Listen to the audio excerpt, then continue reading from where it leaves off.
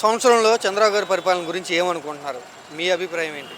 అభిప్రాయం ఏంటంటే చంద్రబాబు నాయుడు గారు మంచిగానే చేస్తున్నాడు, కానీ ఇంకోటి ఏంటంటే ఈ కొంతమంది పెత్తనం ఇచ్చేపాటికి వాళ్ళు చెప్పిన మాట వినకుండా ఇంకోటి ఎంఆర్ ఆఫీసులో ఒకటి, ఆర్ఐ ఆఫీసులో ఒకటి, కొన్ని కొన్ని ఆఫీసుల్లో ఒకటి ఇప్పుడు కొద్దిగా లంచాలకు పాల్పడుతున్నారండి. లంచాలు ఉన్నాయి. అవును, లంచాలు జరుగుతున్నాయి. అవి కొద్దిగా చంద్రబాబు నాయుడు గారు అరికట్టాలి. ఇంకోటి ఏంటంటే రోడ్లు బాగు చేపిస్తున్నారు, ప్రజలు ప్రత్యేకంగా ప్రశాంతంగా తిరుగుతున్నారు. ఇంకో మైనస్ పాయింట్ చెప్పనా, చంద్రబాబు నాయుడు బస్ స్టాండింగ్లో కూడా కేర్ తీసుకోవాలి. మనం బస్ స్టాండింగ్ వెళ్ళేప్పటికీ మొహాలు లోతు నీళ్ళు ఉండటం వల్ల ప్రజలు అక్కడ ఇబ్బంది అయిపోతున్నారు. మెయిన్ రోడ్లు బాగు చేపిస్తున్నారు. ఆ బస్ స్టాండింగ్లో కేర్ తీసుకుని మంచిగా చేపించాలి. అందుట్లో తల్లికి వందనం కూడా వేసారు. అందుట్లో మళ్ళీ ఆగస్టు నుంచి కూడా ఫ్రీ బస్ వదులుతున్నారు. అది ఎంతవరకు ఆటో వాళ్ళకి కూడా న్యాయం చేయాలని నా కోరిక. ఫ్రీ బస్ వదిలి కానీ అందరూ ఆటోలు ఎక్కుతాం తగ్గించేస్తారు. అవి వేల కుటుంబాలు ఉన్నాయి ఆటో వాళ్ళు కూడా.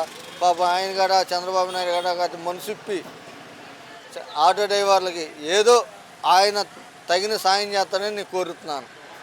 సంవత్సర కాలంలో నేను ఉండుంటే కనుక ఈ పాటికి చాలా పథకాలు ఇచ్చేవాడిని అని జగన్మోహన్ రెడ్డి గారు చెప్తున్నారు. ఈయన ఒక్క తల్లికి వందనమే ఇచ్చాడు అంటున్నారు. పథకాలు ఇచ్చేవాడు అండి జగన్మోహన్ రెడ్డి గారు కదా, పథకాలు ఇచ్చేవాడు, ఇటు ఇచ్చేవాడు అటు లాక్కునేవాడు. ఏం ఉపయోగం అండి? ఇప్పుడు ఒక చిన్న చెత్త బండి వచ్చేది, ఆ చెత్త బండి కట్టాలి నెల. ఈ పరిమాణంలో చెత్త బండి లేదు, చెత్త బండి తీసేసాడు.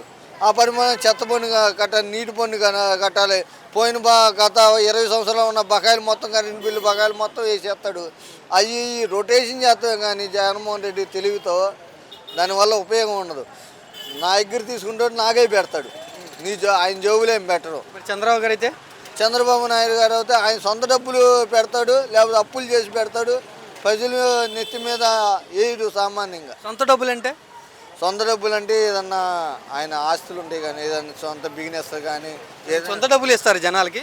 సొంత డబ్బులు అంటే మోడీ దగ్గర తీసుకురాని, ఎక్కడన్నా ఏపీలో రొటేషన్ కానీ ఆయన అడ్జస్ట్ చేస్తాడు. అది అప్పు చేయని ఏదో ఒకటి చేసుకుంటూ వస్తాడు. ఇంకోటి ఏంటంటే చంద్రబాబు నాయుడు గారు చిన్న పొరపాటు చేస్తున్నారు. ఆ పొరపాటు గురించి చెబుతా.